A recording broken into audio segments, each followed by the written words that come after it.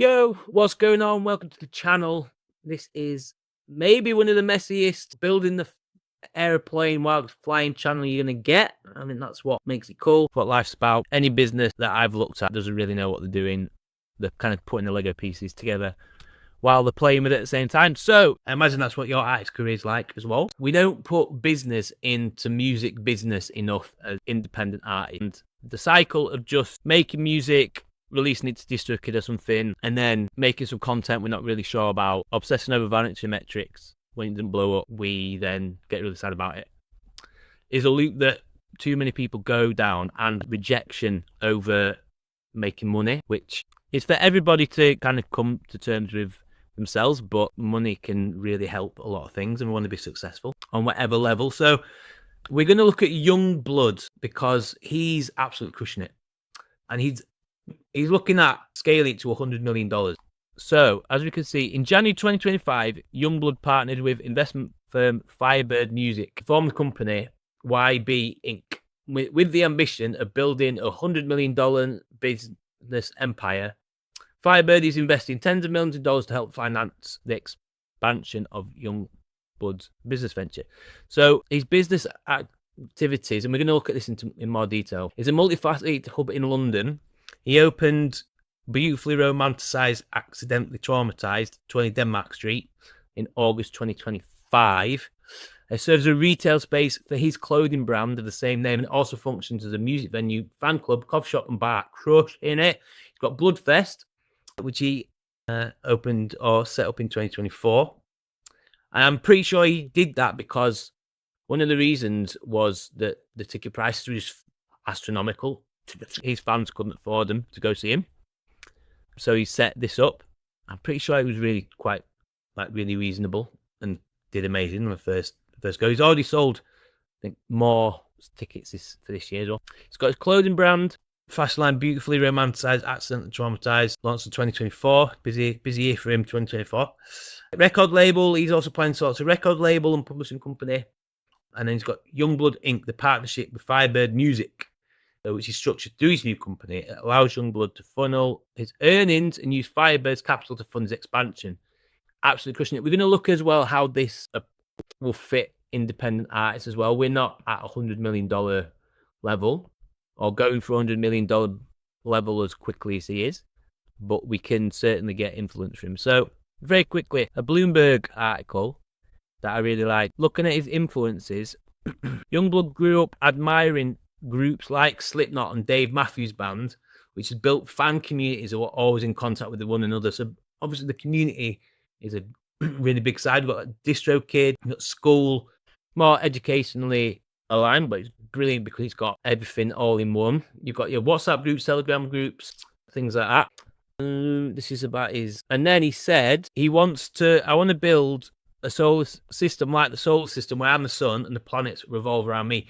This is a brilliant way to look at it because people are investing in him. His fans are going to invest in him, but he wants things that they can go to and invest in and be part of that are all going to be different experiences, and people want to spend money.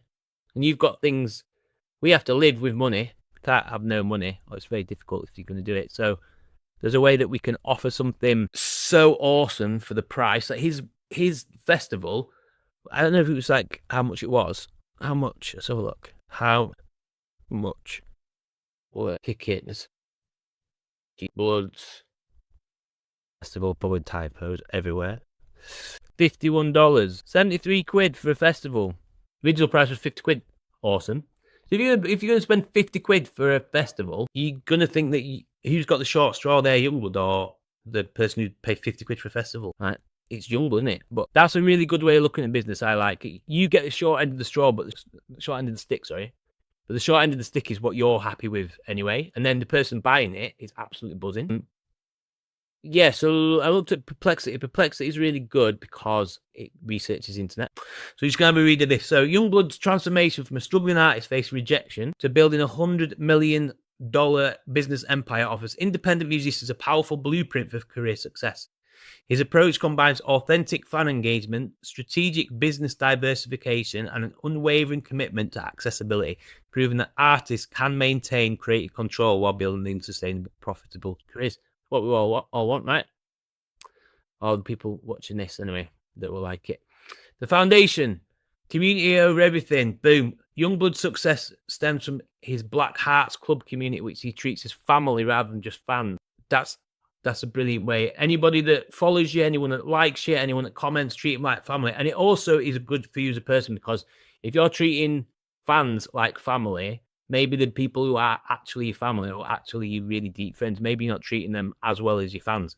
So that would be a great way of still treating your fans as family and as amazingly as you want and can, but then step it up in your personal life so the people that mean the most to you get the best eye. Something that is a way like reps to do for me as well. He hired Jules Blood, originally a fan who sold confetti at shows to afford gas money to follow his tours, to help manage the community relations and ensure fan safety as his following group. Amazing. Demonstrating his core principle that fans are not just consumers, they're partners in the business. Love it. His fan engagement strategy includes daily FaceTime sessions with fans, direct responses to social media messages, meeting fans outside revenues, regardless of venue size, creating safe spaces at events like Make a Friend Tent at festival, banging, sharing personal struggles and mental health advocacy. Where can you take inspiration from this and add this into your artist career? The 100 million, and what can you do today? Start the $100 million business model structure. Through his partnership with Firebird Music Holdings, Youngblood created Youngblood Inc., as we found out earlier, where both parties hold equal shares. This structure receives tens of millions of dollars in investment while maintaining his creative control. The business encompasses, how cool is that? He maintained his creative control and receives tens of millions of dollars. Sounds like a dream situation to me. I don't know about you. Primary revenue streams. 1, music production and distribution. 2, live touring. 3, festival creation. 4, merchandise and clothing line. 5, physical retail space. 6, brand partnerships. 7, content creation. 8, digital fan experiences. So things like merch, you have to have a look online, but from what I remember, there are merch websites where you can just have your design, use Canva, it's free. If you've got your branding sorted, that's obviously a big thing. Have a look at your archetypes and get that nailed. And then if you can get merch on these sites that just sit there. They're not bought. Sorry, they're not created until they're bought. That would be a way to get some merch going straight away. Put it on your live streams, put it on your socials if that's the best thing for you. That's one area you could do. But how could you do like brand partnerships? Isn't there anything that you could partner with? His content creation, documentaries, talk shows, podcasts, are the things that you could do, like BTS stuff that would be really interesting for your fans. What would capture the engagement? Are you using YouTube, Instagram, using both, using TikTok? Things like TikTok don't really monetize very well. You tend to get a lot of reach. Instagram seems to be where people are more willing to spend money. Depends where your fans are as well and what your demographic is, but get aligned on maybe one or two socials. For my people who've given me advice that are really successful, choose one, make $1 million on that, and then go to another. What I'm trying is having YouTube for long form content and then Insta for quick content, but driving people who are interested to go deeper into a community. You could have it paid. It's all about offering. Like, would you like this? If they're interested in your content, ask, would you like unreleased single or unreleased version of a single? And those people that did like it, you could then send them a message later, say a 45-minute live video that I've got that I don't usually share. You could have pre-recorded that. They could give that. They could get that. And then those people say that yes to that. Would you like to join the community? And you've warmed up the people that are really into you, and they really get to your community, and they'll be really into you. And if you've got things that they're going to pay for, if it's, again, short end of the stick for you, but you're super stoked about the short end of the stick that you're getting, people will sign up. Strategic business diversification, festival creation, Bloodfest. Youngblood launched Bloodfest as an anti-corporate alternative to expensive festivals, capping tickets at $49.50. His control extends to artist lineup curation, ticket pricing decisions, sponsorship approvals, and global expansion planning. He's all in control, which is great. The festival serves multiple purpose, renew generation, fan community building, and a platform for supporting amazing artists. Where could you do that? I would choose things that are manageable, because obviously creating a huge festival won't be it. But is there something that you could put along with your mates? There's a summer festival. If you've all got EPs or things that you're promoting, can you get your merch there and your things like that, and have little circles like this, so that everybody gets to know each other, has a really great time. You earn money, people buy things that they love, and that you can help support your mates or people in your space, because they're not competitions. Like, festivals are all the same genre a lot of the time. So if you've got bands or artists that are similar to you and you know them on Instagram, or look for them for Instagram that are in your area, or they will be willing to commute, get onto them. Like, start your own little festival. That would be one way to do it. Physical retention innovation. His London store at Denmark Street combines ground floor retail for sustainable UK made merchandise, supporting his own country. Brilliant. Basement venue for live shows, poach nights, and community events. Sick. On-site silversmithing and clothing customization. So he's not only got his brand clothes there, fans can personalize it. Makes it next level. Cafe and the social spaces for fan interaction, creating that community. What could you do? Are there any of those? I know having a shop is of a lot of people's reach, but could online, it's going to be like a store, right? Could you have your merch made in the UK? Could you have parts of the month for live shows, poach nights, and community events, or things similar? Could you have it so your merch was customizable? Have parts of the community that are a bit of a social space, a coffee time for people. You come on X times a week or X times a month to have a gig. You could charge for the gig. Your community could be free, but then people could charge like £5 for a ticket. And if they've been experiencing all this for the month for free, and they're getting on with each other, like buying merch, and you've got a gig at the end of the week. Boom, people are there. Internet can be your store. Sustainable fashion brands. The clothing line emphasizes sustainability over fast fashion, featuring UK-made production with on-site manufacturing, upcycling and customization services, limited edition collaborative pieces, and anti-waste philosophy aligned with fan values. So it's very much what he's into and what his fans are into, and the principles are aligned. How could you incorporate that with your art project? Marketing and fan engagement excellence. With 4.6 million Instagram followers and 1.72% engagement rate, Youngblood maintains consistent daily interaction across platforms. His content strategy, probably the juicy thing for a lot of us, includes behind-the-scenes personal content, political and social commentary, mental health advocacy, fan-generated content encouragement, which is interesting because I know as artists, sometimes we find our fine line between where art starts and where other people can come in. For some people, they're happy, what artwork do you want? For other people, actually, that artwork's really deeply connected to what I'm doing, and it's kind of, this is my bit. And then other bits could be for fan interactions. Where could yours be? Cross-platform storytelling. So that'd be interesting to see what he does. The core bits on Insta and then goes long depth on YouTube or something. I don't know what he does. That'd be really interesting to have a look at. Direct communication philosophy. Unlike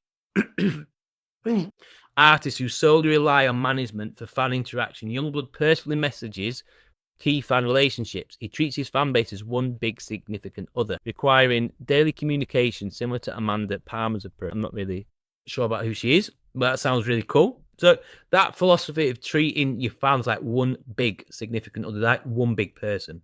Obviously you personalize it, but it just might help in your head to see fans as one person rather than all these people. Financial philosophy, accessibility first.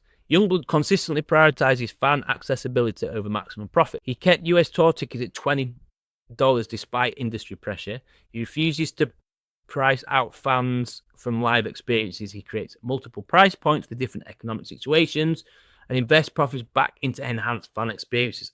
Is there anything that you could do on that? Or is that something for the future? Maybe that's something when you're at another level you'd like to incorporate, but it gives you more of a focus about where you're going. This approach builds a long-term loyalty and sustainable revenue rather than short-term profit maximization. So you're just not getting quick bang for the buck and then leaving.